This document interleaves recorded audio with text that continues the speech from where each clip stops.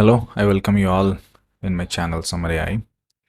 And in this video, we are going to see how we can create any environment variables, how we can use in the script, right?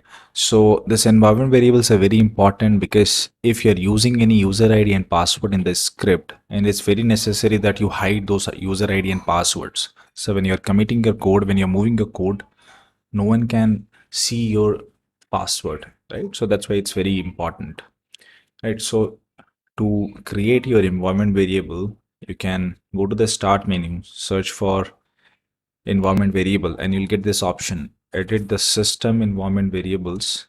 This option is also can also navigate using control panel. So you have to go to the control panel and system settings and system properties. Okay. But yeah, I navigate directly from this window, directly search the environment variable directly in advanced, you know, and you see this option environment variable here, which we are going to use, right? So once you open this one, you see that there are environment variables and there are system variables, right? We need this environment variable, and if I set anything to this environment variable right now, I already created this db password and db user, right? So the variable name is db user and the value is user1. I'll just open this one so you can see this. And this you can add by clicking on new, right? And this will give you this option, right? Already I created, because if you are creating a new variable, you need to restart your, if you're using Visual Studio Code, you have to restart it. Any ID that you're using, you have to just restart it to come this option visible. Okay, so now once you have the variables, environment variable which you want to use, once you have created, you can save it. Okay, you can click on OK on the both pop-ups and it will get saved. And I already written this a small, this file where what I'm doing, you have to import OS model. This model you have to import, and which has environment variable.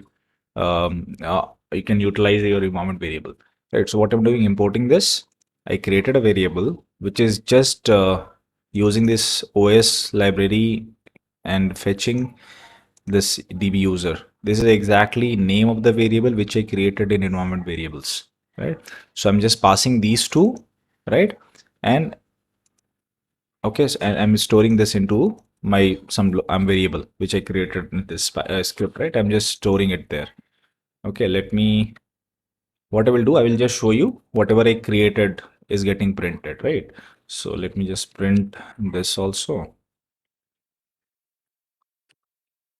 Close this. Okay, let me run this. Okay, and I ran this one and it's giving me user ID and password, right? So my username is user1 and the password is password1. I'll show you once again. Go to environment variable, edit, and it will open your system properties window, which is here. And then go to environment variables, and you see here the db password is password1, the db user is user1. Okay, and this way you can add any user ID and password. Okay, now I had one, right? I had just another one. Let me just change this to email user, and I think it was email password. So I have already I have another, this password. This I created for my email account, for my Gmail account, right? So let me just run this, and I think we should be able to pull that. Yeah. So you see here, I'm able to get the ETB user. Maybe this password is not password exactly. Let me just see that. So I think that is PW, I believe. Okay, so this is PW. So let me just change this. Okay, so whatever name you gave on the variable side, right? Whatever name you gave, you have to use the same name. So I gave here email underscore PW. I have to use the same.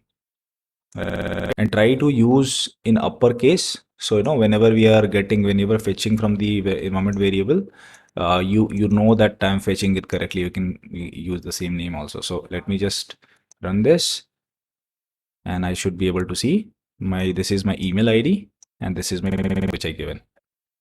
Okay, so easy way to set anything, and you see here my code clean. I'm not using static password or any direct password, right? I don't need to give any db password equal to my password.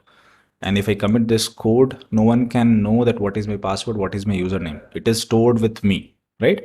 And when you're committing to any code, right, it's not suggested that you use any static password anywhere. You have to create different variables, or you encrypt it. There are a lot of ways to protect your passwords. This is when you're working in your local, this is one good way that you can, protect your password and user ID to show everyone. I hope this is clear. Let me know in the comments if you require anything else regarding this one. Thank you for watching.